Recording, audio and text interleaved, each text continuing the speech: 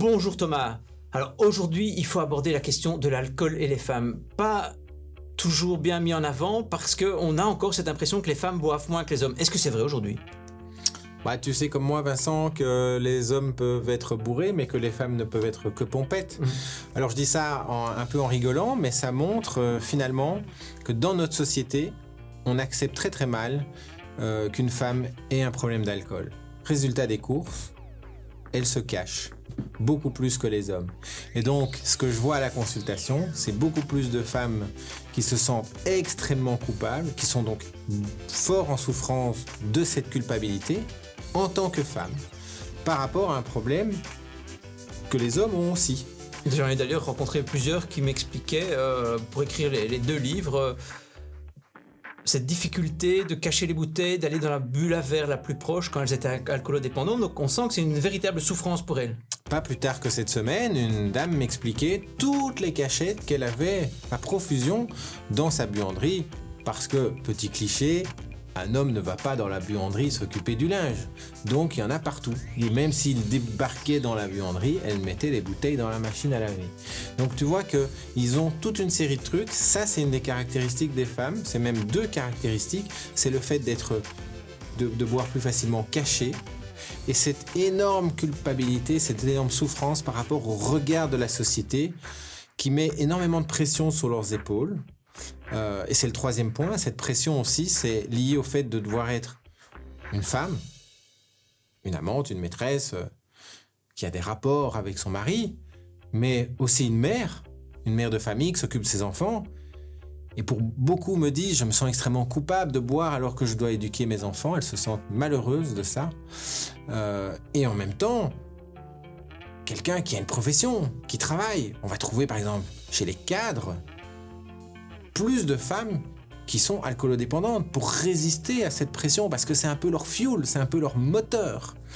Donc il y a un aspect qui est différent chez la femme que chez l'homme et je pense que ça mérite, ça vaut la peine que les femmes osent franchir le pas de la consultation de quelqu'un qui est spécialisé là-dedans et aillent chercher de l'aide parce qu'elles ont du mal à en parler dans leur entourage tellement c'est mal vu. Et surtout que les chiffres le montrent, de plus en plus de jeunes filles ont augmenté leur consommation d'alcool par rapport à la génération précédente.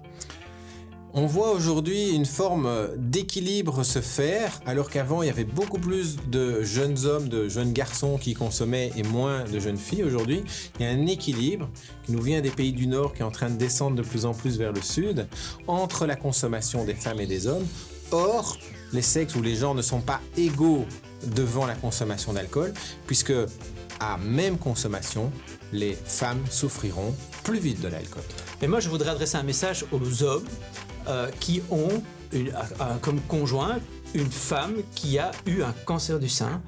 Souvent, on conseille quand même à ces femmes de consommer moins d'alcool ou plus. Et ils n'ont pas toujours conscience parce qu'ils ont envie, après un bon repas, pendant un repas, de boire un verre avec leur épouse, leur compagne. Et donc ça, c'est quand même quelque chose, il faut en tenir compte. Le cancer du sein et l'alcool, il y a un lien. Il y a un lien direct et qui est exponentiel. Boire un verre d'alcool, quel qu'il soit d'ailleurs, peu importe, de vin, de champagne, de bière ou d'autres, tous les jours augmente le risque de cancer du sein. Si on en boit 2, ça double ce risque. Si on en boit 3, ça triple. Donc c'est vraiment extrêmement clair.